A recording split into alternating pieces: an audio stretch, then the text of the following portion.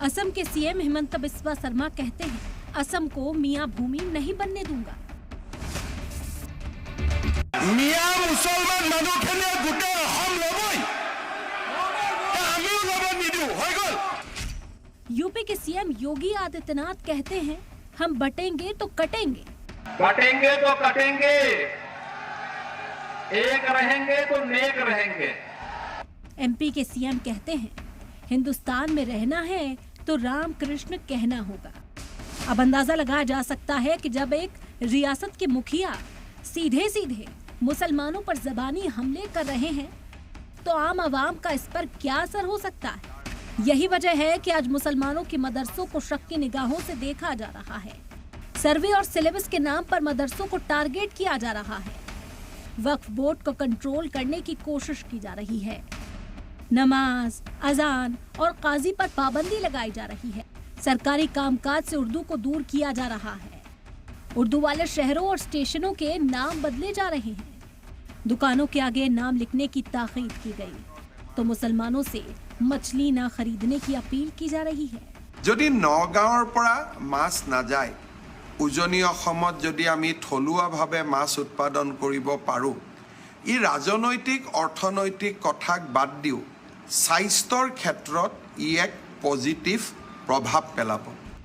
दाढ़ी रखने, बिरयानी खाने, कुर्ता पजामा पहनने पर पिटाई हो रही है। ट्रेनों में बुजुर्ग को बीफ के नाम पर बेरहमी से पीटा जा रहा है। स्कूलों और कॉलेजों में हिजाब पर हंगामा हो रहा है। मुसलमानों को आबादी बढ़ाने का जिम्मेदार बताया जा रहा है। वक्त बेवक्त मुसलमानों को पाकिस्तान भेजने की सलाह दे दी जाती है। मुसलमानों को घुसपैठिया और दहशतगर्द तक बता दिया जा रहा है। मुस्लिम इदारों पर नजर रखी जा रही है। मुसलमानों को न अच्छी तालीम है, न बेहतर रोजगार मिल रहा है। फिर भी ये नारा सरेआम दिया जाता है कि सबका साथ, सबका विकास और सबका प्रयास किया जा रहा है। इस हकीकत से भी इनकार नहीं किया जा सकता कि मुसलमानों को सियासत में हाशिए पर ढकेला जा रहा है। बीजेपी सरकार में कोई मुस्लिम वजीर नहीं है। पार्लियामेंट में दोनों सदन में इस पार्टी का कोई मुस्लिम एमपी नहीं है। मुल्क के 1000 से ज्यादा एमएलएज में बीजेपी का सिर्फ एक एमएलए मुसलमान है।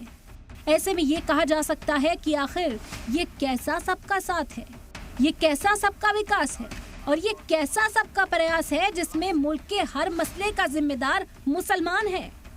हिंदुस्तान में 20 करोड़ मुसलमानों के लिए उथल पुथल की शुरुआत 2014 में नरेंद्र मोदी की बीजेपी के इख्तिदार में आने के साथ ही हो गई थी।